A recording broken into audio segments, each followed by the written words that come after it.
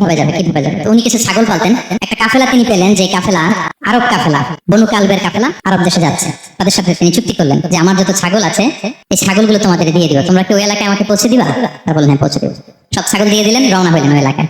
মাঝপথে তার সাথে জুলুম করলো, অন্যায় আচরণ করলো, তাকে দাস হিসেবে বিক্রি করে দিল ইহুদিদের কাছে। ওয়াদি আল কোরআন নামে একটা জায়গা আছে, ওখানকার এক ইহুদির কাছে বিক্রি করে দিল। সে ইহুদির কাছে দাস হিসেবে থাকতে আরম্ভ করলো। অনেকদিন পরে মদিনার পূর্ব নাম কি দেখি কে বলতে পারে? হ্যাঁ মাশাআল্লাহ, তো মদিনার পুরো নাম হচ্ছে ইয়াসরিব। তো ইয়াসরিবের এক ইহুদি, বনু কুরাইজার ইহুদি, সে আসছে ওয়াদি আল কুরাতে তার কাজিনের কাছে। এসে দেখে নতুন এক দাস পাইছে, বলছে আমি কিনবো, তুমি কিনতে চাও? তার কাছে বিক্রি করে দিল। তখন ইয়াসরিবের ওই ইহুদি বনু কুরাইজার সালমান আল ফারিসিকে নিয়ে ইয়াসরিবে চলে গেল। সুবহানাল্লাহ।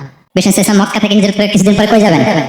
সত্যের অনুসন্ধানে যদি আপনি হন, সত্য আপনি পাবেন, সত্যের কাছে আপনি পৌঁছাবেন, এতে কোনো সন্দেহ নেই। দেখেন বিশেষ করে ওই এলাকায় আসবেন, আসার আগে আল্লাহ তাআলা সালমানকে নিয়ে ওখানে পৌঁছায় দিচ্ছে। তিনি ওখানে থাকলেন, দীর্ঘদিন থাকলেন, খেজুর বাগানে তিনি কাজ করেন আর অপেক্ষা করেন যে কবে বিষ্ণু ইসলাম আসবেন। একদিন তিনি খেজুর গাছের উপরে কাজ করতেছেন, হঠাৎ ইহুদিরা বলা বলি করতেছে আজকে ওই মক্কা থেকে কোন এক লোক নাকি আসছে কোবাপল্লীতে, সবাই বলে সে নাকি নবী, সবাই বলে সে নাকি। এই কথা শুনে উনি খুশিতে ওই খেজুর গাছ থেকে ধপাস করে নিচে পড়ছে। নিচে পড়ে মালিককে বলতেছে কে আসছে কে আসছে। এই কথা শুনে মালিক রেগে মেগে তাকে মারতে আরম্ভ করলো, তোমার জেনে কি লাভ, যাও এখান থেকে। তার মানে সুবহানাল্লাহ, সালমান আল ফারিসি তিনি জেনে গেলেন যে বিষ্ণু ইসলামের আগমন ঘটেছে।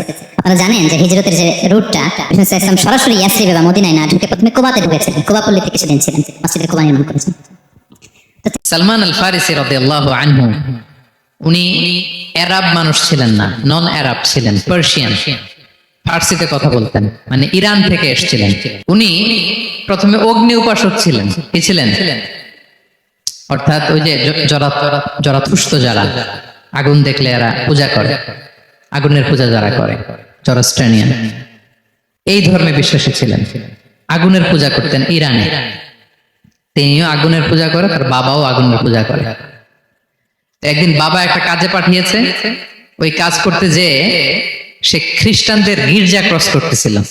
ছোট মানুষ গির্জা ক্রস করতে যেয়ে দেখে খ্রিস্টানরা কেমন যেন আলাদা ইবাদত করে, নামাজ পড়ে। এটা দেখে খুব ভালো লাগছে, তার খুব ভালো লাগছে। বাড়িতে এসে বাবারে বললে, বাবা আমি দেখলাম যে খ্রিস্টানরা তাদের চার্চে গির্জায় নামাজ পড়ে, এটা তো অনেক সুন্দর, আমরা যে আগুনের সামনে যা করি এটার চেয়ে ওইটা সুন্দর। বাবা বলে খাইছে, ছেলে তো আমার শেষ হয়ে যাবে। বলতেছে না না বাবা, আমরা যে আগুনের উপাসনা করি এটাই ভালো। উনি বলেন না, আমি অনেক চিন্তা করেছি, ওরা যেভাবে গডের কাছে চায় ওইটা শ্রেষ্ঠ। বাবার সাথে ছেলের সালমানের অনেক তর্ক বিতর্ক। পরে বাবা ভাবলেন যদি ওকে না আটকাই তাহলে প্রভাবিত হয়ে সে খ্রিস্টান হয়ে যেতে পারে। তো ঝগড়া তর্ক বিতর্ক শেষে তার পিতা তাকে শেকলবন্দি করলো, পায়ে শেকল লাগায় রাখছে। কিন্তু ছেলে তো মনে মনে খ্রিস্ট ধর্মের প্রতি আকৃষ্ট হয়ে গেছে। তো ওই খ্রিস্টানরা তার সাথে লুকিয়ে যোগাযোগ করতো। সালমান ওই খ্রিস্টানদেরকে বললো যে তোমাদের খ্রিস্টান ধর্মের উৎপত্তি কোথায়? বলে সিরিয়াতে। বলতেছে এখান থেকে কোনো কাফেলা সিরিয়া যাবে নাকি? বলতেছে হ্যাঁ, মিশনারি ওয়ার্কে একটা কাফেলা আসতে যাবে। বলতেছে যেদিন যাবে আমাকে বলবে। তো যেদিন যাবে তাকে এসে বলা হয়েছে তার বাবা নাই, সে শিকল ভেঙে শিকল সহ কাফেলার সাথে যে জড়িত হয়েছে। দেখেন বিশ্বাস, আদর্শ মানুষকে কিভাবে উজ্জীবিত করে। উনি চলে গেলেন সিরিয়াতে। সিরিয়াতে যে এক পাদ্রির হাতে বায়াত হলেন, কিন্তু পাদ্রিটা ছিল ভণ্ড। সে খ্রিস্টানদের দান সৎকা নিয়ে গরিবদের না দিয়ে নিজেই খেয়ে ফেলতো। বেচারা বললো বিপদে যে হায় রে, এত সুন্দর ধর্মরে কারাপ্টেড করতেছে সে। পরে এই পাদ্রি যখন মারা গেল, সালমান সে আরেক পাদ্রির কাছে গেল। ওই পাদ্রি আবার অনেক ভালো, খুবই ইবাদত করে। তো ওই পাদ্রি কিছুদিন থাকার পরে ওই পাদ্রিও মারা গেল। ওই মারা যাওয়ার আগে সে জিজ্ঞেস করতেছিল যে পাদ্রি, এই বর্তমান পৃথিবীতে সবচেয়ে ভালো খ্রিস্টান পাদ্রি কে? বলতেছে আর কেউ নাই। যদি ভালো খ্রিস্টান পাদ্রি তোমাকে পেতে হয়, জানতে হয়, তোমাকে ইরাকের মোসেল শহরে যেতে হবে। এবার মোসেলে যে সে আরেক খ্রিস্টান পাদ্রির কাছে থাকলো। কিছুদিন পরে ওই পাদ্রিও মারা গেল। মৃত্যুর আগে তাকে জিজ্ঞেস করছিল যে পাদ্রি আপনি বলেন তো আপনার পরে শ্রেষ্ঠ পাদ্রি কে আছে পৃথিবীতে? সে বলতেছে আমার পরে শ্রেষ্ঠ কোনো পাদ্রি আর পৃথিবীতে নেই, খ্রিস্টান ধর্ম শেষ হয়ে গেছে, নাই। তবে জেনে রেখো, শেষ জামানার নবী আসার সময় ঘনিয়ে এসছে। তিনি যে এলাকায় আসবে, এলাকাটা চারদিকে পাহাড় বেষ্টিত থাকবে, চারদিকে থাকবে পাহাড়, খেজুরের বাগান, মরুদ্যান। তাকে চেনার আলামত আছে। কি আছে? আলামত আছে। এক নম্বর আলামত হচ্ছে ওই শেষ নবীকে দানের খাবার দিলে তিনি খায় না, কিন্তু উপহার দিলে সে নেয়, খায়। আর তার পিঠে দুই কাঁধের মাঝখানে একটা নবুয়তির মোহর আছে। যদি পারো তার কাছে যে বায়াত হও। সালমান আল ফারিসি পাগল হয়ে গেছে ওনার সন্ধান পাওয়ার জন্য। তিনি তো সত্যের সন্ধানী হয়ে পাগল, আল্লাহর কাছে সবসময় দোয়া করতেন, আল্লাহ সেই আখির জামানার নবীর সন্ধান যেন আমি পাই।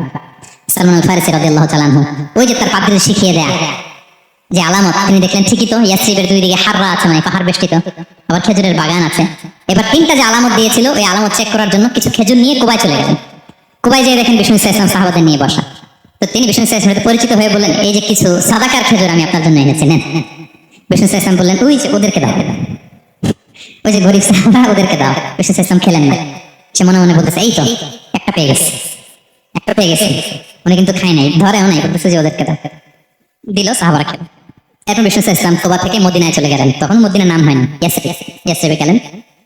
এবার কিছুদিন পরে আরো কিছু খেজুর নিয়ে সালমান রাদিয়াল্লাহু তাআলা আনহু বিষ্ণু ইসলামের কাছে গেলেন। এবার যে বললেন, কিছু খেজুর আমি উপহার হিসেবে আপনার জন্য এনেছি, আপনি কি গ্রহণ করবেন? বিষ্ণু ইসলাম বললেন, অবশ্যই গ্রহণ করবো। বলেই তিনি একটা নিয়ে খেতে শুরু করলেন।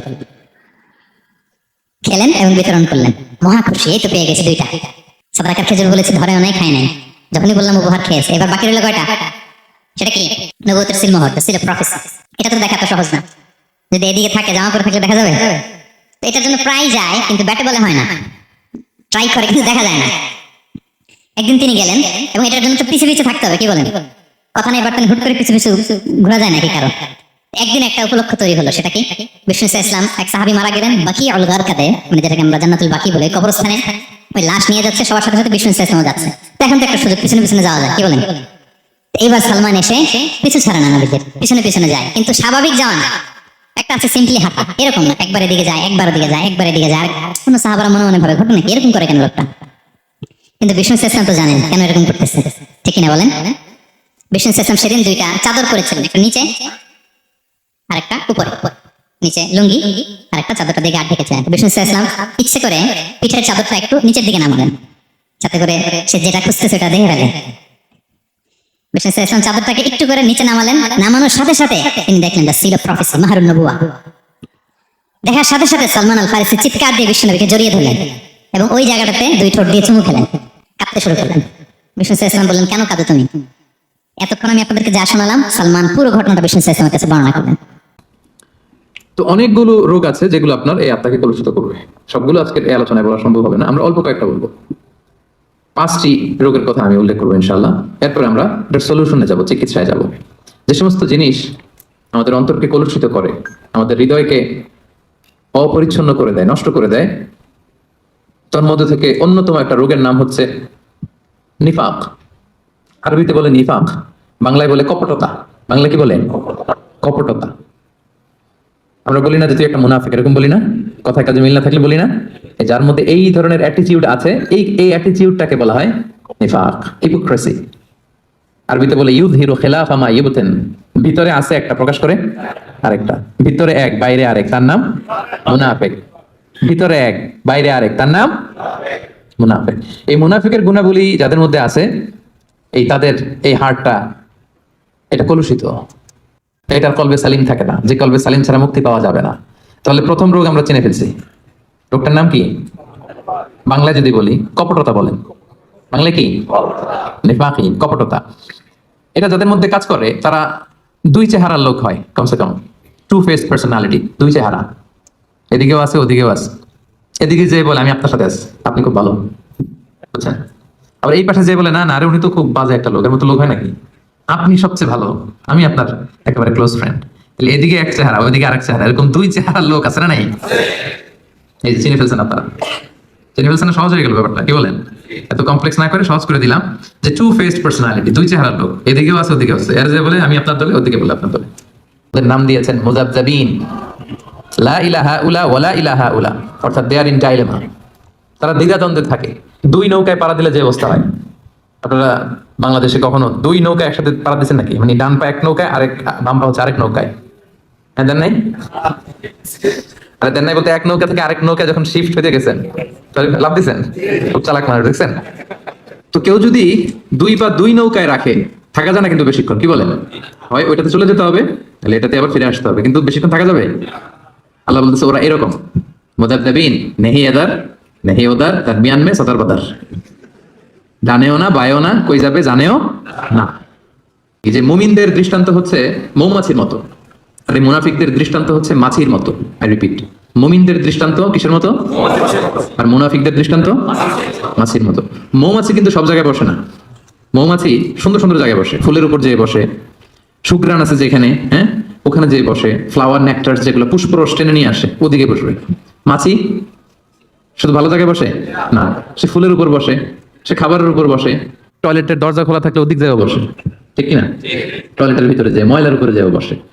তো মুনাফিকদের দৃষ্টান্ত এরকম, এরা সব জায়গায়, এরা ভালো খারাপ বাছ বিচার করতে জানে না। কিন্তু বিশ্বাসীরা কি সব জায়গায় যায়? কথা বলেন না। তারা এই যে এরকম সেপিয়া সিটি কনভেনশন সেন্টার, এই যে একটা দিনই হালাকা, কি মজা পাচ্ছি না আমরা? এই মুমিনরা এরকম পবিত্র জায়গায় আসে। তাহলে মুমিনদের দৃষ্টান্ত হচ্ছে তারা মৌমাছির মতো, আর মুনাফিকদের দৃষ্টান্ত হচ্ছে তারা মাছির মতো। আল্লাহ রাসূল সাল্লাল্লাহু আলাইহি ওয়াসাল্লাম ব্যাপারটাকে আরো সহজ করে দিয়েছেন আপনাদের জন্য, আরো ইজি। তিনি বলেছেন আয়াতুল মুনাফিকি সালাস, মুনাফিক চিনবা তিনটা জিনিস দেখে। রাসূল সাল্লাল্লাহু আলাইহি ওয়াসাল্লাম আরো সহজ করে দিচ্ছেন আইডেন্টিফাই করবার জন্য। আমরা তো এখন আল্ট্রাসাউন্ড, এমআরআই এটা করে রাসূল সাল্লাল্লাহু আলাইহি ওয়াসাল্লাম দেখেন বলে দিচ্ছে কিভাবে চিনবা তোমার মধ্যে নেফাকি আছে কিনা।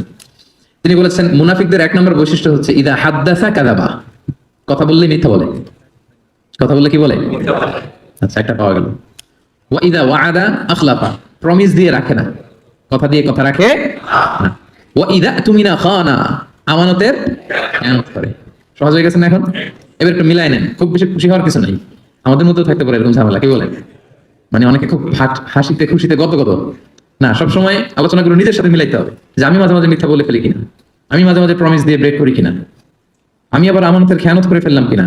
এরকম ভয় থাকার দরকার আছে না নাই? হ্যাঁ, নিজের সাথে মিলাইতে হবে। নিজে বা রোগ আজকে আমরা এই কনভেনশন থেকে চিনে গেলাম, যেটা আমার আত্মারে নষ্ট করে দেয়। রোগটার নাম কি? মুনাফিকি, নিফাক। নিফাক বাংলায় কপটতা। বাংলায় একটু বলেন, বাংলায় কি? কপটতা। তাহলে ইজি হয়ে গেছে না? চিনছেন না সবাই? এটা যেন আমাদের হৃদয়ে বাসা বাঁধতে না পারে, ট্রাই করতে হবে, তাহলে কিন্তু অন্তর ড্যামেজ হয়ে যাবে। তাহলে 1 নম্বর রোগ চিনলাম। 2 নম্বর রোগের দিকে চলে যাই। 2 নম্বর রোগের নাম হচ্ছে, 2 নম্বরে গেছি কিন্তু আমি কিন্তু শেষের দিকে জিজ্ঞেস করবো যে বলেন কয়টা, কি কি মনে থাকবে তো?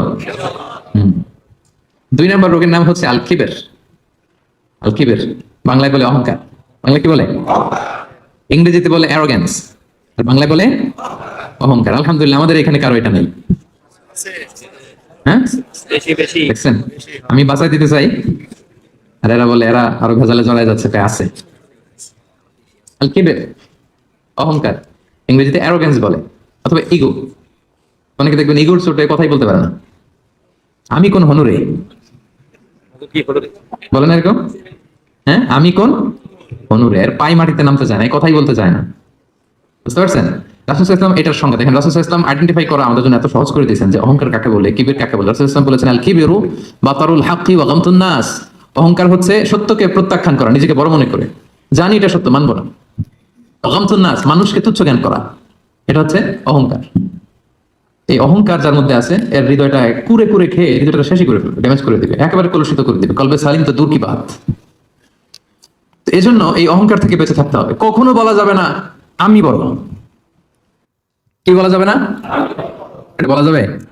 বললেন যে আমি বলছি এই জন্য, মানে এটা বলা যাবে না এই জন্য আমরা বলছি, তাই না? যে এই জিনিসটা বলা যাবে না, আমি বড়, এটা বলা যাবে না।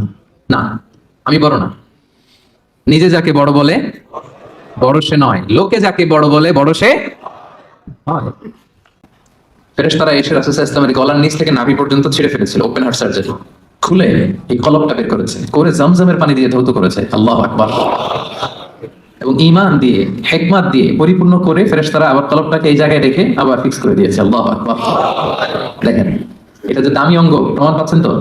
খোদ রাসূলুল্লাহ সাল্লাল্লাহু আলাইহি ওয়াসাল্লামের আত্মাটা, এই কলবটা যেন পরিচ্ছন্ন থাকে, পরিশুদ্ধ থাকে, কলবে সালিম যাতে থাকে, যেহেতু গোটা উম্মাহর গুরু দায়িত্ব তিনি পালন করবেন, 2 বার ওপেন হার্ট সার্জারি করে কলব বের করে জমজমের পানি দিয়ে ধৌত করে আবার ফিক্স করা হয়েছে। এখন কি মনে হয়, এটা অঙ্গটা দামি নাকি দামি না? কম দামি না বেশি দামি? ক্লিয়ার না একেবারে? একেবারে ক্লিয়ার। আচ্ছা, লেটস মুভ অন।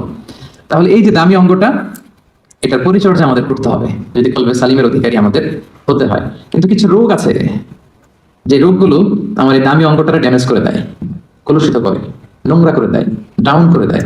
আস্তে আস্তে এটা জীবিত থাকে না, এটা মৃত অন্তর হয়ে যায়, কিছু ভালো লাগে না এদের।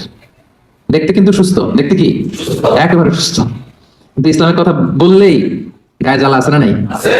পাবেন। ইসলাম সহ্য করতে পারে না, কোরআন সহ্য করতে পারে না, দাড়ি সহ্য করতে পারে না, ইসলামের শিআর গুলো সহ্য করতে পারে না। কারণ লাহুম কুলুবুন লা ইয়াফকাহুনা বিহা, আল্লাহ বলেন ওদের কলব আছে কিন্তু মরে গেছে। সেদিন বলতে কিয়ামতের দিন। কিয়ামতের সে কঠিন সময়ে আপনার সন্তান আপনার কোনো উপকার করবে না, আপনার সম্পদ আপনাকে বাঁচাতে পারবে না, তবে ইল্লা মান আতাল্লাহ বিকলবিন সালিম, সেদিন যে কলবে সালিম নিয়ে আল্লাহর সামনে দাঁড়াতে পারবে সেই বেঁচে যাবে। সুবহানাল্লাহ। কলবে সালিম এই কথাটা আমরা প্রায় শুনি না? আমরা বলি ভাই এই লোকটা কিন্তু কলবে সালিমের অধিকারী, মানে পরিচ্ছন্ন হৃদয়ের অধিকারী, পরিচ্ছন্ন মনের অধিকারী, ক্লিন হার্ট, পিওর হার্ট, সাদা মনের মানুষ। সাদা মনের মানুষ যদি হতে পারেন, একটা পরিচ্ছন্ন আত্মা বা হৃদয়, একটা পরিশুদ্ধ অন্তর নিয়ে যদি আপনি আল্লাহর সামনে দাঁড়াতে পারেন, তাহলেই আপনার মুক্তি নিশ্চিত হবে। আপনার সম্পদ, আপনার সন্তান, আপনার দাপট, আপনার ক্ষমতা, এগুলো কোনো কিছুই in the day of judgement আপনাকে বাঁচাতে পারবে না। এর কারণ হচ্ছে আল্লাহর হাবিব সাল্লাল্লাহু আলাইহি ওয়াসাল্লাম খুব চমৎকার ভাবে বলেছেন যে ইন্নাল্লাহা লা ইয়ানজুরু ইলা সুওয়ারিকুম ওয়া আমওয়ালিকুম, কিয়ামতের দিন আল্লাহ তাআলা তোমাদের চেহারা দেখবেন না, কে কত সুন্দর, সাদা না কালো, উঁচু না লম্বা, বিউটিফুল না আগলি, এটা দেখবেন না। ওয়া আমওয়ালিকুম, কার কত সম্পদ ছিল এটাও দেখবেন না। ওয়ালাকি ইয়ানজুর ইলা কুলুবিকুম ওয়া আমালিকুম, বরং আল্লাহ তাআলা তোমাদের এই কলবটা দেখবেন। সেদিন আল্লাহ তাআলা কি দেখবেন? কলবটা দেখবেন, আপনার হৃদয়টা দেখবেন, এটা কলবে সালিম কিনা। ইল্লা মান আতাল্লাহ বিকলবিন সালিম, সেদিন আল্লাহর কাছে কলবে সালিম নিয়ে, পরিশুদ্ধ অন্তর নিয়ে, পরিচ্ছন্ন হৃদয় নিয়ে যে দাঁড়াতে পারবে, শুধু তার জন্যই নাজাত মিলে যাবে। তাহলে কিয়ামতের দিন আল্লাহ মানুষের চেহারা দেখেন না, সম্পদ দেখেন না, দেখেন কি? কলব, হৃদয়। কি দেখেন? হৃদয় দেখবেন। আরেকটা জিনিস দেখবেন, ওয়া আমালিকুম, আমল দেখবেন, তার হৃদয়টা কেমন, তার আমলটা কেমন ছিল। এবং আল্লাহর হাবিব সাল্লাল্লাহু আলাইহি ওয়াসাল্লাম বলেছেন যে আলা ওয়া ইন্না ফিল জাসাদি মুদগাহ ইদা সালাহাত সালাহাল জাসাদু কুল্লু ওয়া ইদা ফাসাদাত ফাসাদাল জাসাদু কুল্লু আলা ওয়া হিয়াল কলব। রাসূল সাল্লাল্লাহু আলাইহি ওয়াসাল্লাম বলেছেন নিশ্চয়ই তোমাদের দেহের মধ্যে একটা গোশতের টুকরা আছে, এ পিস অফ ফ্ল্যাশ। ইদা সালাহাত সালাহাল জাসাদু কুল্লু, এই গোশতের টুকরাটা যদি ভালো হয়ে যায় পুরো দেহটা ভালো হয়ে যায়। আর এই গোশতের টুকরাটা যদি ড্যামেজ হয়ে যায় বা করাপ্ট হয়ে যায়, পুরো দেহটা করাপ্ট হয়ে যায়। আল্লাহর হাবিব সাল্লাল্লাহু আলাইহি ওয়াসাল্লাম বললেন যে আলা ওয়া হিয়াল কলব, জেনে রেখো এটা হচ্ছে কলব বা হৃদয়। অবস্থান কোথায়? এই যে বাম স্তন, এই বাম দিকের লেফট ব্রেস্টের 2 আঙ্গুল নিচে এই পাশটাতে আমাদের কলবের অবস্থান। রাসূল সাল্লাল্লাহু আলাইহি ওয়াসাল্লাম বললেন এটা সবচেয়ে দামি অঙ্গ, এটা ভালো তো পুরো দেহ ভালো, এটা খারাপ পুরো দেহ খারাপ। তো এই জন্য এই গুরুত্বপূর্ণ যে অঙ্গটা, এটার পরিচর্যার দরকার আছে না নাই? হ্যাঁ, পরিচর্যার দরকার আছে না? আল্লামা ইবনু তাইমিয়া রাহিমাহুল্লাহ ওনার মাজমুআতুল ফাতাওয়াতে বলেছেন যে আল কলবু ওয়াল মালিক, এই কলবটা এটা হচ্ছে রাজার মতো, ওয়াল আ'দাউ জুনুদু, আর দেহের বাকি অঙ্গ প্রত্যঙ্গগুলো হচ্ছে এর সৈনিক। রাজা যদি ভালো হয় রাজার সৈনিকও ভালো হবে, রাজা যদি খারাপ হয় সৈনিকও খারাপ হবে। কলব যদি ভালো হয় ওই কলবের অধিকারী মানুষটাও ভালো হবে, কলব যদি খারাপ হয় ওই মানুষটাও খারাপ হবে।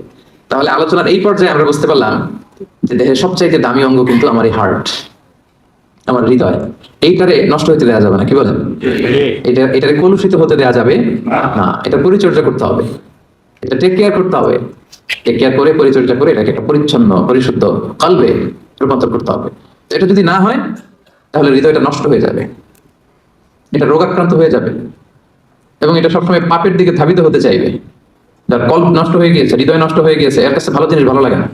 অনেক লোক দেখবেন যে সে জানে এটা সত্য তারপর মানতে পারে না, আছে না নাই? এর কারণ হচ্ছে ওর কলব মরে গেছে, ওর হৃদয়টা কলুষিত হয়েছে। এই হৃদয় যখন মরে যায়, পচে যায়, ভালোটা ভালো লাগে না, সবসময় কেমন যেন সে বক্রতার অনুগামী হয়। সে কখনো নামাজ পড়লে মজা পায় না, সে নামাজ শেষে তাসবিহ পড়লে মজা পায় না, তার মধ্যে কোনো স্থিরতা কাজ করে না, প্রশান্তি কাজ করে না, ও ইবাদতে মজা পায় না, আল্লাহর আনুগত্যে মজা পায় না, কোনো কিছুতে সে মজা পায় না। কারণ কোনটা নষ্ট? সবাই বলেন তো কোনটা নষ্ট? এই জন্য আল্লাহ তাআলা বলেছেন লাহুম কুলুবুন লা ইয়াফকাহুনা বিহা, অনেকের কলব আছে কিন্তু এটা দিয়ে এরা বুঝে না, হৃদয়ঙ্গম করে না, অনুধাবন করে না, কলব আছে কিন্তু এটা মরে গিয়েছে, এটা নষ্ট হয়ে গিয়েছে। এজন্য এটাকে পিউরিফাই করতে হবে। এটা এত দামি অঙ্গ, এত গুরুত্বপূর্ণ অঙ্গ যে রাসূলুল্লাহ সাল্লাল্লাহু আলাইহি ওয়াসাল্লামের জীবনী ঘাটলে আমরা দেখতে পাই যে রাসূল সাল্লাল্লাহু আলাইহি ওয়াসাল্লামকে কিন্তু জীবনে কয়েকবার সিনা চাক করানো হয়েছিল। নাম শুনছেন না? শাক্কু সদর বলে আরবিতে সিনা চাক ছোটবেলায় করা হয়েছিল, মেরাজে যাওয়ার আগে করা হয়েছিল। আপনার হার্ট, আপনার আত্মা বা হৃদয় যাতে আধ্যাত্মিক ভাবে স্পিরিচুয়ালি যাতে ড্যামেজ না হয়, এইটার প্রেসক্রিপশন আমরা দিতে পারি। সো এই জন্য আজকের আমাদের আলোচনার টপিক হচ্ছে আত্মার রোগ বা অন্তরের রোগ, এবং এই অন্তরের রোগ থেকে বাঁচার উপায়। তো অন্তরকে আরবিতে বলে কলব, ইংরেজিতে বলে হার্ট। আরবিতে কি বলে? কলব, আর ইংরেজিতে কি বলে? হার্ট। আমি এখানে হার্ট ডিজিজ বলতে স্পিরিচুয়াল হার্ট ডিজিজ বোঝাচ্ছি, স্পিরিচুয়ালি যেটা ড্যামেজ করে দেয়। ফিজিক্যালি যে হার্ট ডিজিজ ওইটার চিকিৎসা আবার আমি জানি না, ওইটার জন্য আপনার ওই কার্ডিওলজিস্ট দেখাইতে হবে, আপনার হার্ট অ্যাটাক করলে, হার্ট ফেলিওর করলে এনজিওগ্রাম, এনজিওপ্লাস্টি করতে হয়, ওই চিকিৎসা নিতে হবে, ওইটা না। আমরা আজকে আলোচনা করব আধ্যাত্মিক ভাবে যাতে আপনার হার্ট ড্যামেজ না হয়, আপনার আত্মাটা যাতে কলুষিত না হয়। আজকে আমরা ওই রোগ নিয়ে কথা বলবো যে রোগগুলো আপনার আত্মাকে কলুষিত করে, আপনার স্পিরিচুয়ালিটিকে ডাউন করে দেয়। আমি বড় এটা বলা যাবে? আমি বড় এটা সর্বপ্রথম বলছিল হচ্ছে ইবলিস। কে বলছিল? ইবলিস। আল্লাহ বললেন সেজদা দাও। কি বললেন? সব ফেরেশতাদের বললেন সেজদা দাও, সবাই সেজদায় লুটিয়ে পড়লো। সেজদা দেয় নাই একজন, কে? কেন দেয় নাই? আল্লাহ বললেন সেজদা দিলি না কেন? কয় আমি বড়। কি বলে? আমরা বলতে পারবো না এই কারণে, কারণ এটা বলছিল কে? ইবলিস। ওই ইবলিসের দল যে করবে, ইবলিসের ফলোয়ার যারা হতে চায়, তার অনুসারী যারা হতে চায়, এরা বলে আমি বড়, ঠিক কি না? আর নবীদের অনুসারী যারা, এরা বলে ফি আইনি সাগীরা ওয়া ফি আয়ুনিন নাসি কাবীরা। আল্লাহ আমার চোখে আমার ছোট বানান, আল্লাহ মানুষের চোখে আমার বড় বানান। আল্লাহ বলেন কি রে সেজদা দিলি না কেন? সেজদা দিলি না কেন? তো ইবলিস বলতে আরম্ভ করলো আনা খায়রুম মিনহু। সে আল্লাহর সাথে এখন ডিবেট করতেছে, সে যুক্তি দিচ্ছে, সে বলে যে আনা খায়রুম মিনহু, দেই না এই কারণে কারণ আমি ওর চেয়ে শ্রেষ্ঠ, এটাই তো আমি বড়। কি বলেন? ইবলিস বলতেছে আনা খায়রুম মিনহু, সেজদা দেই নাই কারণ আমি আদমের চেয়ে শ্রেষ্ঠ। খলাকতাহু মিন নার, খলাকতানি মিন নার, আপনি আমাকে সৃষ্টি করেছেন আগুন থেকে, ওয়া খলাকতাহু মিন তিন, আর ওকে সৃষ্টি করেছেন মাটি থেকে। আগুনের ধর্ম হচ্ছে দাউ দাউ করে লেলিহান শিখে উপরের দিকে ওঠে, আগুন ঊর্ধ্বগামী, আর মাটির একটা ঢিলা ফেলে দেন তপাস করে নিচে পড়ে, মাটি নিম্নগামী। সেটা দেখেন যুক্তি খাটাইছে। সো ঊর্ধ্বগামী কোনো জিনিস নিম্নগামী কোনো জিনিসের সামনে মাথা নোয়াতে পারে না। ওই যে আমি বড়, আল্লাহ তাআলা বললেন ফখরুজ মিনহা, এই জান্নাত থেকে বের হয়ে যা, এই জান্নাত তোর জন্য আমি চিরকালের জন্য হারাম করে দিলাম। মালউন, সে মালউন, চির অভিশপ্ত। ইবলিসের ফলোয়ার যারা হতে চায় তারা বলে আমি বড়, আর নবীদের অনুসারী যারা হতে চায় তারা কি বলে? ফি আইনি সাগীরা ওয়া ফি আয়ুনিন নাসি কাবীরা। আল্লাহ আমার চোখে আমার ছোট বানান, মানুষের চোখে আল্লাহ আপনি আমারে বড় বানান। তাহলে এই যে অহংকার, এইটাকে কখনো অ্যালাউ করা যাবে না। এই অহংকার করলেই আপনার এই অন্তরটা ড্যামেজ হয়ে যাবে। সবসময় কায়মনোবাক্যে আল্লাহর কাছে বলবেন আল্লাহ অহংকারের খাঁচা থেকে মুক্ত করো তুমি আমায় প্রভু হে। হে আল্লাহ অহংকারের খাঁচা থেকে তুমি আমারে বাঁচাও, অহংকার যেন আমাকে ধরতে না পারে, আমাকে যেন স্পর্শ করতে না পারে। এই দোয়াটা করা যাবে না। আর অহংকার থেকে বাঁচার জন্য ওই হচ্ছে আগে সালাম দিবেন। আল বাদিউ বিস সালামি বারিউম মিনাল কিবর। রাসূল সাল্লাল্লাহু আলাইহি ওয়াসাল্লাম বলেছে যে আগে সালাম দেয় তার হৃদয় থেকে অহংকার তুলে নেয় কে? আদম আলাইহিস সালামকে সৃষ্টির পরে আল্লাহ বলেছেন সাল্লিম আলা উলাইকান নাফার, আদম সেজদা দাও, সালাম দাও। ওহুম নাফারুম মিনাল মালাইকাতি জুলুস, এরা ছিল ফেরেশতাদের মধ্যে থেকে বসা একটা দল। দেখেন আদম আলাইহিস সালামের অন্তরে যেন এই অ্যারোগ্যান্স, এই কিবের, অহংকার, ইগো যেন গ্রো করতে না পারে। সৃষ্টির পরে আল্লাহ আদমকে বলেন আদম আমার সেজদা দাও, আদম জিকির করো। বলেছিল কি আদম কি করো? সালাম দাও। কারণ আল বাদিউ বিস সালামি বারিউম মিনাল কিবর, আগে আগে যে সালাম দেয় তার হৃদয়ে কখনো অহংকার থাকে না। এটা পারা যাবে? আগে আগে সালাম দেওয়া যাবে? বন্ধু বন্ধুকে দিবেন, স্বামী স্ত্রীকে দিবেন, স্ত্রী স্বামীকে দিবে, ছেলে মেয়ে বাবা মাকে দিবে, বাবা মা ছেলে মেয়েকে দিবে, বড় ছোটদের দিবে, ছোট বড়দের দিবে। নট নেসেসারি যে ওরা জুনিয়র আমি সিনিয়র সো আমি সালামের জন্য ওয়েট করবো, ওরা দিবে না, আপনি আগে দিবেন। কারণ আগে দিলেই আপনার হৃদয় থেকে অহংকার তুলে নিবে কে? আল্লাহ। এবং আল্লাহর হাবিব সাল্লাল্লাহু আলাইহি ওয়াসাল্লাম বলেছেন যে লা ইয়াদখুলুল জান্নাতা মান কানা ফি কলবিহি হাববাতু খারদালিন মিন কিবর, যার অন্তরে যাররা পরিমাণ, সরিষার দানা পরিমাণ অহংকার যার অন্তরে থাকে সে কখনো আল্লাহর জান্নাতে প্রবেশ করবে। এর কারণ কি জানেন? কারণ হাদিসে কুদসিতে আল্লাহ তাআলা বলেছেন এর কারণ হচ্ছে আল কিবরিয়া ও রিদাই। আল্লাহ বলে অহংকার আমার চাদর। অহংকার কি? আমার চাদর। আমি একটা চাদর পরে আছি, আপনি ধরে পিছন থেকে টান দিলেন, মেনে নেওয়া যায়। আল্লাহর গায়ের চাদর ধরে যদি টান দেন আপনি, এটা কত বড় বেয়াদবি কল্পনা করতে পারেন আপনি? যারা নিজেকে বড় মনে করতেছেন, বা আমরা যারা নিজেদেরকে বড় মনে করি, আমি বড়, আমি বেশি জানি, আমি ওর চেয়ে শ্রেষ্ঠ, আমি সুপ্রিয়র, আমি আমি আমি আমি যারা করে এরা বেসিক্যালি আল্লাহ তাআলার চাদর ধরে টান দেয়। নাউজুবিল্লাহ পড়বেন না? কি আছে আপনার অহংকার করার? কি আছে? আল আতা আল ইনসানি হিনুম মিনাদ দাহরি লাম ইয়াকুন শাইআম মাযকুরা, একটা সময় ছিল উল্লেখ করার মতো আমরা কিছুই ছিলাম না। ছোট্ট একটা শুক্রাণু, মাইক্রোস্কোপ ছাড়া দেখাও যায় না। বাবার পেট থেকে মায়ের জরায়ুতে যেয়ে বসলাম, 9 মাসে একটু একটু করে বড় হয়ে দুনিয়াতে আসলাম। আসার সাথে সাথে ওয়া ওয়া, কাপড় নাই, চোপড় নাই, কিচ্ছু নাই, উলঙ্গ, নেকেড, কিছু খেতেও পারি না, দিলে দিক দিয়ে বের হয়ে যায়। একেবারে ছোট্ট নিউবর্ন বেবিরে খাওয়াইতে দেখছেন, সুজি ঢুকানো যায় না মুখে। প্রত্যেকের ঘটছে এটা, যেখানে রাখছে পেশাব পায়খানা করে শয়লাম, কেউ বাকি নাই। আমরা এরকম সবার একই হিস্ট্রি, ঠিক কিনা? পেশাব যেখানে বসা ওইখানে পেশাব পায়খানা। বসা শিখতে কয়েক মাস লাগে, জানেন আপনারা? ছোট বাচ্চা একটা বসাই দিলে এদিকে পড়ে যায়, ওদিকে পড়ে যায়, বালিশ দিয়ে ঠেকনা দিয়ে ওরা বসাইতে হয়। বসা শিখতে লাগে ওর কয়েক মাস, দাঁড়াতে শিখতে ওর 1 বছর লেগে যায়।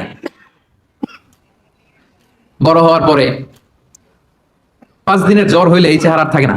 এই চেহারার যে গ্লেস নাদুস নুদুস, আপনি ওই কি বলে কোভিড যাদের হয়েছে কাশতে কাশতে কি অবস্থা দেখছেন, এদের চেহারা হালত দেখছেন? ডায়রিয়া যদি হয় 5 বার 6 বার 7 বার টয়লেটে গেলে ওর দিকে আর তাকানোই যায় না, আমি নাই। তো তুই নাই কেন? তুই না অনেক বড়, আমি বড়? তুই না এতদিন বলছিলি আমি বড়? 5 বার 6 বার টয়লেটে গেলে কাঁধে ভর দিয়ে আর একবার টয়লেটে যাওয়া লাগে। আবার লম্বা চূড়া হায়াত যদি পায় 70 80 বছর, একই ঘটনা। আবার খাবার এদিক দিয়ে দিলে দিতে বেরোয় যায়। 80 বছর বয়স, আবার যেখানে বসে প্রস্রাব পায়খানা করে সমান, তাই না? তো এই তো জীবন। আপনি বড় হলেন কোথায়? আল্লাহ আলাল ইনসানি হাইনুম মিনাদ দাহরি লাম ইয়াকুন শাইআন মাযকুরা। একটা সময় ছিল আমাদের উল্লেখ করার মতো আমি কিছুই ছিলাম না, আবার ওইদিকেই যাব। আবার সব শেষে আবার উলঙ্গ, কাপড় চোপড় ছাড়া একেবারে আবার দিয়ে আসা হবে। আপনি অহংকার করার সুযোগটা পেলেন কোথায় ভাই? করা যাবে এটা? এটা করলে কিন্তু আপনার এই দামি অঙ্গটা কলুষিত হয়ে যাবে। আচ্ছা, বাংলায় হচ্ছে হিংসা, বাংলায় কি? ইংরেজিতে জেলাসি। এটাও আমাদের কারণ নাই এখানে, দেখছেন? মানে কেউ আমার দলে থাকতে চায় না। আমি বলি আমাদের কারণ নাই, সবাই বলে আছে। তো এই যে জেলাসি, হিংসা, যেটা ইট বার্নস ইউরসেলফ ইনসাইড, এটা খালি জ্বালায় দেয় ভিতরে। হ্যাঁ, হিংসার অনলে দগ্ধ হয় অন্তর সবসময়। হিংসা করবেন তো দিকে জ্বলবে, জ্বলতে থাকে। কারো ভালো সহ্য হয় না, এরকম আছে না? উন্নতি করতেছে, সহ্য হয় না। ওর ব্যবসা ভালো হইতেছে, সহ্য হয় না। ও ভদ্র, ওর আখলাক ভালো, সহ্য হয় না। সমাজে তার একটা অবস্থান, সহ্য হয় না। শুধু হিংসা, শুধু হিংসা। এবং এটা থেকে আলেমরা মুক্ত না। বলে আয়াযুবিল্লাহ, আল্লাহ তুমি হেফাজত করো। আলেম সমাজ এটা থেকে মুক্ত না। হিংসা দাও দাও করে শুধু জ্বলে, বার্ন ইনসাইড। এইটা জ্বালায় দেয় আপনার। এটা কলবে সালিম তো দূর পরে, এটা তো জ্বলেই গেছে। হিংসা যার আছে ওর তো এটা নাই, পুড়ে গেছে। রাসূলুল্লাহ সাল্লাল্লাহু আলাইহি ওয়াসাল্লাম বলেছেন, ইয়াকুম ওয়াল হাসাদা, তোমরা হিংসা থেকে বেঁচে থাকো। ফাইনাল হাসাদা ইয়াকুলুল হাসানাতি কামা তাকুলুন নারু আল হাতাবা। হিংসা নেক আমলকে জ্বালিয়ে দেয়, যেমনি ভাবি আপনার এই আগুন কাঠকে জ্বালিয়ে দেয়। হিংসা আপনার নেক কাজকে, নেক আমলকে তেমনি জ্বালিয়ে দেয় যেমনি আগুন লাকড়ি জ্বালিয়ে দেয়, কাঠ জ্বালিয়ে দেয়। এবং রাসূলুল্লাহ সাল্লাল্লাহু আলাইহি সাল্লাম বলেছেন, ওয়ালা তাবাগাদু ওয়ালা তাহাসাদু, হে আমার উম্মতরা, একে অপরকে হিংসা করো না, হিংসা করো না। হিংসা কিন্তু বড্ড মারাত্মক। হিংসার চোখ, হিংসার চাহনি, এটা বড্ড ভয়ঙ্কর। এবং কোরআন আমাদেরকে শিখিয়েছে যে আমরা যেন সবসময় হিংসুকের এই হিংসুটে চক্ষু থেকে আল্লাহর কাছে পানা চাই। আমরা কিন্তু সূরা ফালাকে পড়ি যে অমিন শাররি হাসিদিন ইযা হাসাদ, এর অর্থ জানেন? যে আল্লাহ হিংসুকের হিংসা থেকে তুমি আমাদেরকে বাঁচাও। কিন্তু দুঃখজনক হলেও সত্য, আমরা আমাদের জীবনের একটা লম্বা সময় হিংসা করতে করতে পার করে দিই। কি করতে করতে? হিংসা। আল্লাহর দেয়া আমাদের জন্য সবচাইতে বড় নিয়ামত হচ্ছে সময়। সবচেয়ে বড় নিয়ামত কি? এই দামি সময়টা অন্যের পিছনে হিংসা করতে করতেই আমরা পার করে দিই। এবার একটা লজিক্যাল কথা বলি, খেয়াল করে শুনবেন। কান দুটো খরগোশের কানের মতো খারাপ করে আমার দিয়ে শুনেন। হিংসা করলে লাভ না লস? কি লাভ আমাদের হিংসা করলে? কি লাভ? লেটস সে আমাদের আজকে প্রথম আলোচক আমাদের নাহিদ হাসান ভাই খুব ভালো আলোচনা করে, খুব ভালো পয়সার মালিক, খালি উন্নতি, খালি সফলতা। এখন আমি যদি ওনারে হিংসা করি, ওনার এই সফলতা কমবে? পজিশন উত্তর দিয়েন, কমবে? তো নাহিদ হাসান ভাই শুধু উন্নতি করে, আমি যদি হিংসা করি নাহিদ ভাইয়ের উন্নতি তো থেমে যাবে সাথে সাথেই। হ্যাঁ, থামবে না? থামবে না। আচ্ছা, আমি যদি নাহিদ ভাইয়ের হিংসা করি, আমার তো অনেক উন্নতি হয়ে যাবে, তাই না? তাহলে দেখেন, যদি হিংসা করলে, যারা হিংসা করি, ওর যদি লস হইতো, করলাম হিংসা, কি বলেন? দেখাই দিলাম ওরে, তাই না? আমি হিংসা করলে যদি নাহিদ ভাইয়ের একটু ডাউন হইতো, লস হইতো, তাইলে না হিংসা করতাম। কারণ আমি হিংসা করলেই খালি ডাউন। আজকে একটু বেশি করে হিংসা করছি, কালকে পড়ে গেছে, আর খোঁজ খবর নাই, ব্যবসায় লস, যেদিকে যায় ওদিকে সমস্যা। এইটা হয় না। আবার আমি যদি হিংসা করি, আমি অনেক আগায় যাচ্ছি, এটাও হয় না। লাভটা কি? একটা লাভ আছে, এদিকে জলে খালি, এদিকে কি খালি জলে, এই একটা লাভ আছে। আসলে যদি হিংসা করলে ওনার লস হইতো, নামাইতে পারতাম, যেহেতু পছন্দ করি না, হিংসা করতাম সারাদিন রাত 24 ঘন্টা 24/7, কি বলেন? আবার হিংসা করলে আমার শুধু ডেভেলপ হচ্ছে, সারাদিন রাত হিংসা, কি বলেন?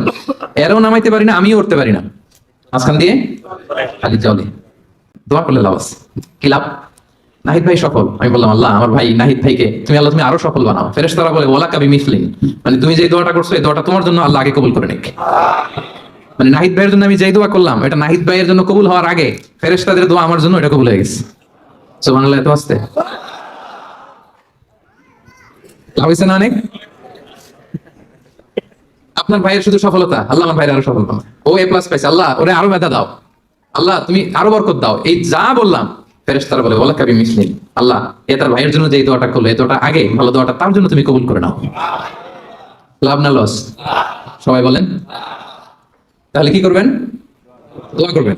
হিংসা করবো আজকে থেকে আমরা? করবেন? অন্যের সফলতাকে আমরা এনজয় করবো, দোয়া করবো। আর একটা কাজ করতে পারেন, তার মতো হওয়ার চেষ্টা করতে পারেন। নাহিদ ভাইয়ের মতো হওয়ার ট্রাই করবো, কম্পিট করবো ওনার সাথে, প্রতিযোগিতা করব। ভালো কাজে প্রতিযোগিতা, এটা জায়েজ। ভালো কাজে প্রতিযোগিতা জায়েজ। আমি আরো ভালো করব, আমি নাহিদ ভাইয়ের কাছ থেকে শিখে কম্পিট করব। পারলে ওনারা ছাড়াই যাব, কোনো সমস্যা নেই। পারলে নাহিদ ভাইকে ছাড়াই যাব, এত সমস্যা নেই। তাহলে দোয়া করব যে ভালো করতেছে কিভাবে ভালো করে এটা শিখে কম্পিট করব, প্রতিযোগিতা করে পারলে ওনারা ছাড়াই যাব। কারণ ভালো কাজে প্রতিযোগিতাতে কোনো সমস্যা, কিন্তু করব না কোনটা? সবাই বলতে হবে আওয়াজ করে। এই যে শো অফ মেন্টালিটি, প্রিয় ভাইরা, সম্মানিত ভাইরা, খেয়াল করে শুনেন, আর বেশি সময় নেবেন, অল্প কয়েক মিনিট। সব সময় এদিকে তাকায় থাকে, তাহলে বুঝতে পারবেন, রিসিভ করতে পারবেন। এই শো অফ করার মেন্টালিটি, এটা বড্ড ভয়ঙ্কর। লৌকিকতা, লোক দেখানো মানসিকতা, এবং সোশ্যাল মিডিয়ার কারণে এই ব্যাপারটা আরো ভয়ঙ্কর হয়ে গিয়েছে। নানা কারণে ভালো কাজগুলো শেয়ার করতে হয়, বিভিন্ন ইভেন্ট শেয়ার করতে হয়, কিন্তু জায়গাটা বড্ড পিচ্ছিল। যদি আল্লাহকে দেখাতে না চেয়ে মানুষকে দেখাতে চাওয়া হয়, ওটা আল্লাহ কবুল করে না। এটা ভয়ঙ্কর। সুনান ইবনে মাজার হাদিস, সাহাবারা দাজ্জালকে নিয়ে ভয় পাচ্ছিলেন, দাজ্জালের আলোচনা করতেছিলেন। রাসূল সাল্লাল্লাহু আলাইহি ওয়াসাল্লাম আসলেন, এসে বললেন, আমি কি তোমাদেরকে দাজ্জালের চাইতে বড় একটা ফিতনার কথা বলবো না? সাহাবারা বললেন, বালা ইয়া রাসূলুল্লাহ, বলেন। আল্লাহ রাসূল সাল্লাল্লাহু আলাইহি ওয়াসাল্লাম বললেন, সেটার নাম হচ্ছে আশিরক আল খাফি, গোপন শিরক, মানে রিয়া, লোক দেখানো মানসিকতাকে রাসূলুল্লাহ সাল্লাল্লাহু আলাইহি ওয়াসাল্লাম বলেছেন গোপন শিরক। কারণ আমরা ভালো কাজ যাই করি, দেখাবো একজনকে, আওয়াজ করে বলতে হবে তিনি কে। আল্লাহর দেখাইতে না আছে, আপনি মানুষকে দেখাইলেন, তো আল্লাহর তাকে মানুষকে পাঠিয়েছেন না, শিরক হয়ে গেছে। তবে এটা শিরকে আকবার না, শিরকে আসগার বা শিরকে খাফি হাদিসে এসেছে। তো রাসূল সাল্লাল্লাহু আলাইহি ওয়াসাল্লাম বললেন, দাজ্জালের চাইতে ভয়ঙ্কর ফিতনা হচ্ছে শিরকে খাফি। সেটা কেমন? আইয়াকুম আর-রাজুলু ইউসাল্লি, আল্লাহু আকবার, নামাজে দাঁড়াইছে, ফায়ুযায়্যিনু সালাতাহু, খুব সুন্দরভাবে নামাজ পড়তেছে, লম্বা রুকু, লম্বা সাজদা, লম্বা কিয়াম, এত আস্তে আস্তে নামাজ পড়ে। উদ্দেশ্য কি? ফায়ুযায়্যিনু সালাতাহু লিমা ইয়ারা মিন নাযারি রাজুল, যাতে লোকজনের নজর কাড়া যায়। আসলে নামাজের মুসল্লায় দাঁড়াই কার নজর কাটতে? কথা বুঝতেছেন? একজনের নজর কাটতে আমরা দাঁড়াই মুসল্লাতে, তিনি কে? ওইটা না। আমার সবাই একটু বুঝুক, লম্বা সময় একটু থাকলাম, লম্বা সময় রুকু করলাম, এটা করতে হবে। কিন্তু ইন্টেনশন যদি হয় যে আমার সবাই বুজুর্গ বলবে, আমার সবাই মুসল্লি বলবে, আমার সবাই মুত্তাকি বলবে, সব শেষ। আল্লাযীনা হুম ইউরাউন, তারা এই লোক দেখানোর জন্য নামাজ পড়ে, রাসূল সাল্লাল্লাহু আলাইহি ওয়াসাল্লাম বলেছেন তাদের ধ্বংস। ফাওয়াইলুল লিল মুসাল্লিন, এই নামাজ আল্লাহর কাছে কবুল হবে না। রাসূল সাল্লাল্লাহু আলাইহি ওয়াসাল্লাম বলেছেন, ইন্না আখাওয়াফা মা আখাফা আলাইকুম আশ-শিরকুল আসগার, সবচেয়ে ভয় পাই তোমাদের ব্যাপারে শিরকে আসগার। সেটা কি? আর রিয়া, লোক দেখানো মানসিকতা। বড্ড ভয়ঙ্কর সম্মানিত ভাইরা। নামাজ পড়ে মুসল্লি বলবে, দান করতেছে এই উদ্দেশ্যে যে আমার দানবীর বলবে, হজে যাচ্ছে যেন আলহাজ বলে, আলহাজ কি বলে? এই আলহাজের ওয়াজ করতে করতে আমি শেষ। মানে মানসিকতাটা এটা, মানে কবে আলহাজ হবো, কবে আমার মাইক থেকে বলবো আলহাজ অমুক, লিখে নেন এই হজ কবুল হয় নাকি, লিখে দিব আমি। একটা গল্প শুনেছি এরকম, পুরান ঢাকার এক লোক, ওই হজের ফরজ তাওয়াফটা যেদিন 10 জিলহজ, 4টা চক্কর দিয়ে খুব ক্লান্ত হয়ে গেছে, তো মেয়ে ফোন দিছে, ওই মামা একটু পরে কথা কইতেছি, আর মাত্র 3টা দিয়ে মাগার আলহাজ হয়ে যেতেছি, আর মাত্র 3টা বাকি, 3টা দিলেই আলহাজ হয়ে যাবো আমি। মানে বলতেছে, মা তুই এখন ফোন দিস না আমারে, একটু অপেক্ষা কর, আর 3টা দিলেই আলহাজ হয়ে গেলাম। তো উনি আলহাজ হয়ে গেছে, 4টা দিয়ে রেস্ট নিয়া বলতে আর একটু পরে ফোন দে, আর 3টা দিলে কি এই আলহাজ। আরেকটা গল্প শুনেছি এরকম, হজ করে এসে এলাকার দোকানে বাকি খায়, তো যে বলতেছে এই বাকি খাতাটা বের করতো, টালি খাতাটা বের করছে, তো দোকানদার বেচারা মহা খুশি, ভাবছে মনে হজ করে আসছে, আর এই দানা পাওনা ঋণ টিন মনে হয় আর রাখতে চায় না। তো সে বলছে, কলম নাই তোর দোকানে? কাজ। তো টালি খাতা নিয়ে ওর নাম ধরেন যে সদরুদ্দিন, তো সদরুদ্দিনের আগে বানান করে লিখতেছে আলহাজ। আলহাজ লেখে টালি খাতা দিয়ে আবার চলে গেছে। দোকানদার বেচারা তো বেরু, কি ঘটনা কি? আমি বললাম হজ টজ করে আসছে আর দানা পাওনা ঋণ এইসবগুলো রাখতে চায় না, খালেস মনে হয়ে গেছে। তো ও দোকানের টালি খাতা বের করছে যে ওই জায়গায়ও যে আমার নামটা আছে ওইটা আলকাস থাকতে হবে, লিখে দিলাম, এই হজ কবুল হয় নাকি। আর রিয়া, লোক দেখানো মানসিকতা। এবং রাসূলুল্লাহ সাল্লাল্লাহু আলাইহি সাল্লাম একটা ভয়ঙ্কর হাদিস বলেছেন, এই হাদিসটা যতবার পড়ি থরথর করে আত্মাটা কাঁপে। কিয়ামতের দিন আল্লাহ তাআলা অনেক শহীদকে বলবেন তুমি জাহান্নামে যাবে। সে বলবে, আল্লাহ আমি জাহান্নামে যাবো, আমি তো রক্ত দিয়েছি তোমার তোমার জন্য, লিইলাহি কালিমাতিল্লাহ, আমার দেহের তাজা রক্ত দিয়ে আমি শহীদ হয়েছি, জানাজা ছাড়া আমার দাফন হয়েছে, আমি তো জান্নাতে যাবো। আল্লাহ বলবে না, তুমি শহীদ হয়েছো এই কারণে যে লোকজন তোমাকে বীর বলবে, বীর, বাহাদুর। তো দুনিয়াতে তো তোমার বাহাদুর বলছে, তো তোমারে বিশাল যোদ্ধা ছিল, বাহাদুর ছেলে, খেতাব তো তুমি পেয়েছো, আমার কাছে কিছু কিছু নেই, জাহান্নামে যাও, go to the hell fire. অনেক দানশীলকে আল্লাহ বলবে জাহান্নামে যাও, সে বলবে আল্লাহ আমি জাহান্নামে যাব, আমি তো মসজিদ, মাদ্রাসা, এতিমখানা, বৃদ্ধাশ্রম এমন কিছু নাই যে বাকি রাখছি, শত শত মসজিদ আমি করেছি, আমি কেন জাহান্নামে যাব? আল্লাহ বলবে না, তুমি দান করেছিলে এই জন্য যে লোকজন তোমার দানশীল বলবে, দানবীর বলবে, হাতেম তাই বলবে, ওটা তো তোমাকে বলা হয়েছে, জাহান্নামে যাও, আমার কাছে কি চাও, go to the hell fire. সেদিন আল্লাহ তাআলা অনেক আলেমকে ডাকবেন, অনেক দায়ীদেরকে ডাকবেন, অনেক দুআত ইলাল্লাহদের তিনি ডাকবেন। Because of Allah. Because of Allah. Because of Allah. সেদিন অনেক দুআত ইলাল্লাহদেরকে ডেকে আল্লাহ বলবেন যে তুমিও জাহান্নামে যাবে। সে বলবে আল্লাহ কেন? আমি মানুষকে কোরআন শিখিয়েছি, আমি মানুষকে হাদিস শিখিয়েছি, আমার কথা শুনে অনেকে নামাজ পড়েছে, আমার কথা শুনে অনেকে দাঁড়িয়ে রেখেছে, আগে সুদ খেত, আমার কথা শুনে সুদ বন্ধ করেছে, আমার কথা শুনে তো আল্লাহ এরা নামাজি হয়ে গিয়েছে। দ্য এন্টায়ার সোসাইটি সুদ বন্ধ করেছে, নামাজ ধরেছে, তারা ফরজ যাকাত দিত, আল্লাহ আমি কেন জাহান্নামে যাব? আল্লাহ বলবেন তুমি এই দাওয়াতি কাজ করেছো, লোকজন তোমাকে বড় আলেম বলবে, লোকজন তোমাকে বড় সেলিব্রিটি বলবে, লোকজন তোমার নামে তাকবীর দিবে, তোমাকে বড় আলেম বলবে, বড় দাঈ বলবে। এটা তো বলা হতো তোমাকে দুনিয়াতে, আল্লামা বলে ডাকা হতো তোমাকে, বাহরুল উলুম বলা হতো তোমাকে, জ্ঞানের সাগর, অনেক বড় দাঈ, অনেক বড় সেলিব্রিটি তোমাকে বলা হতো এই দুনিয়াতে। তো যা চেয়েছো তা তো পেয়েছো, আমার কাছে কি চাও? আমার কাছে তোমার জন্য কিছু নাই, go to the hell fire.